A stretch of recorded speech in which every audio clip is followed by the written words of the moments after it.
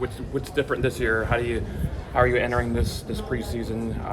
What's the momentum of the program feel like? Yeah, I feel good. I like the spring we had. I love the culture, and obviously more pieces to the roster with another recruiting year.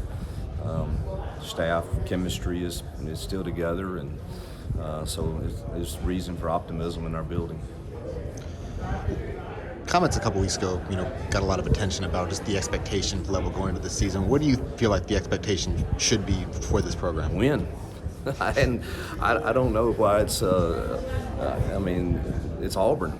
It's one of the best jobs in the country, and our roster looks better. And there's a lot of games that you point to, last year that could have gone the other way in our favor, and that's a reasonable expectation that none of us should run from, is for us to, some of those start going our way. And yeah, we had to, redo a roster and all of that, but here we are in year 3. The roster's good enough to win football games, so you can't run from that. Is there a certain, benchmark with that maybe now? I don't get into that. I mean, you never know, injuries and the way the ball bounces and all of that, but there should be improvement made of us being able to be better in those critical situations that cost us some games last year. And heck, this league's hard, as you know, and so that's why you don't put a benchmark on yourself, is you have no idea what's going to go on at every one of these programs, and even the health of your own team and stuff. But so I don't put benchmarks on it, but we should be in every game, and hopefully some go our way. When you're in the community, what do you hear from people? What do people tell you? I think they're optimistic. Of course, I mean, they're the ones that are around me are for me. So I don't know that that's. But I think the people in Auburn, we have the best fans, and season tickets are ahead of this time last year, and I think everybody senses the optimism. Looking back at your last recruiting cycle, I'm curious, when you guys approached in-state recruiting kind of in that first cycle without Nick Saban at Alabama, was it different for you guys how you approached it, or was it kind of, did you feel a pressure to kind of plant with, the rival across, the state? Well, I mean, we always want to win our share, and Sure. I think you got to, win the state, Yeah. and obviously do well in Georgia is big too. Yeah. That looks a lot of different ways, but we did quite well in state. But I don't know that it's, and y'all know that Nick and I are friends, but the game of recruiting has changed. Yeah.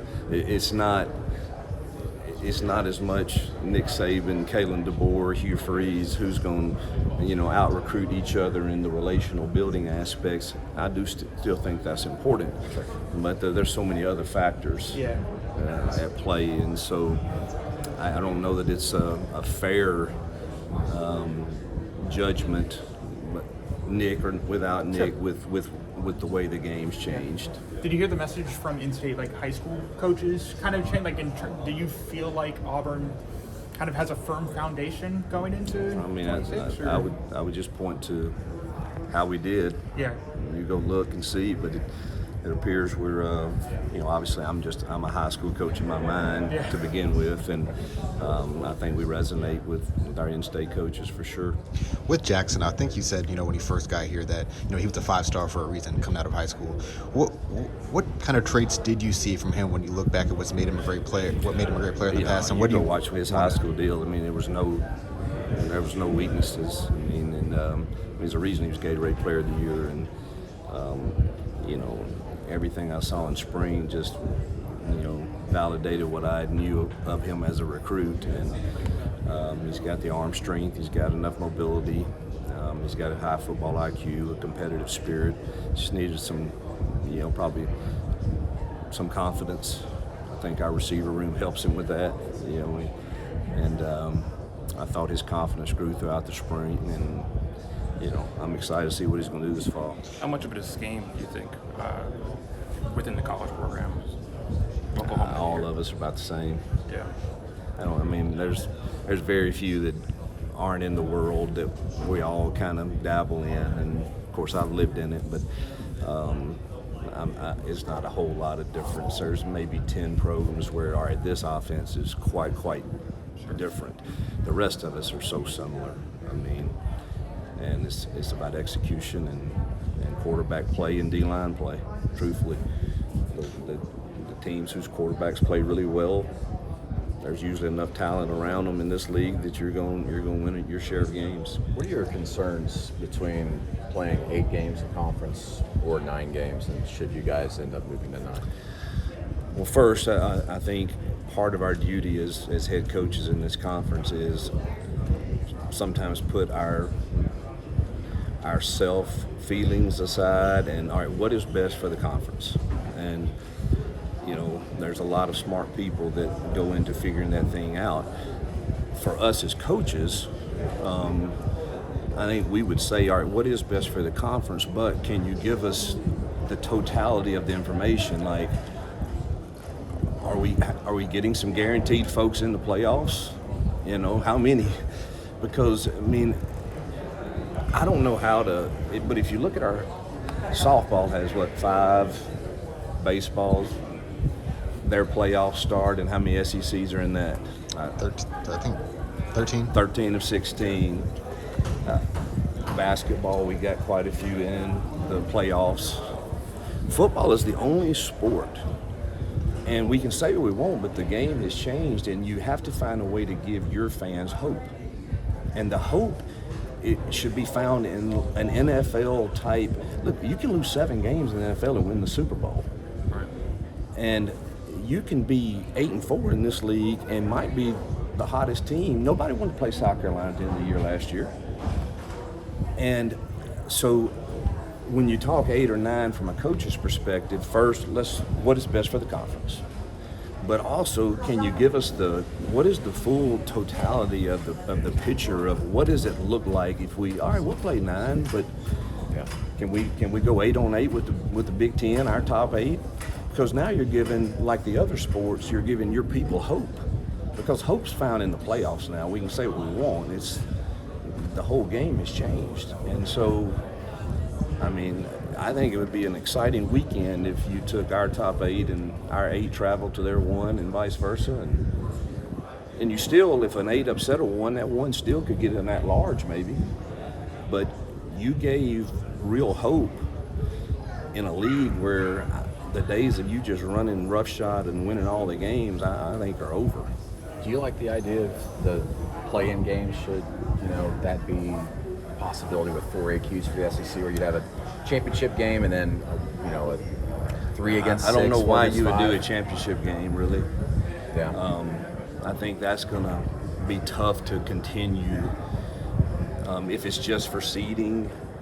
I mean, are people really going to still go to that? And I don't know. The game, I just think we've got to think out of the box. And we're lucky to have an AD at Auburn who's is very intelligent and up to speed on all of it.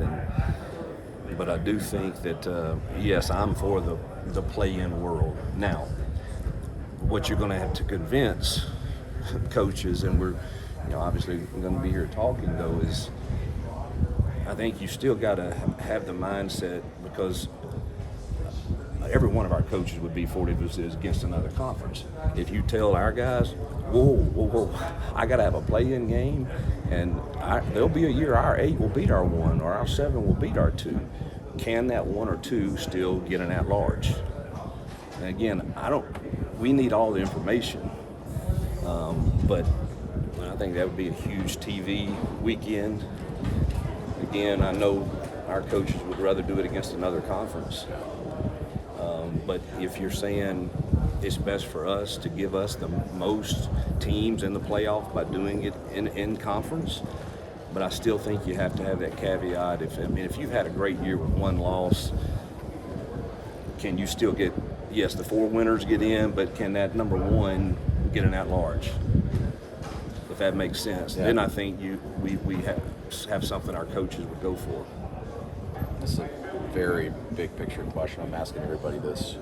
What do you want college football to look like in 5 years or even 10 years from now? The first thing that pops in my mind is just, can we all play under the same set of rules, and tell us exactly what that is? I'm not the smartest guy in the room by far, and and trying to figure out, exactly what the 12-month calendar is exactly right, and trying to figure out exactly what the playoffs look like. Those are I think, very important things for our sport to keep it growing and exciting. But number one on all of our lists is, man, tell us what the rules are, and can we just, and it's the same for everybody, and let's go and see what we can do. And we've been saying that's coming, and hopefully it is at some point soon, where we all are very similar under the playing rules and how your roster is done and when it's done. And, so hopefully that's coming soon.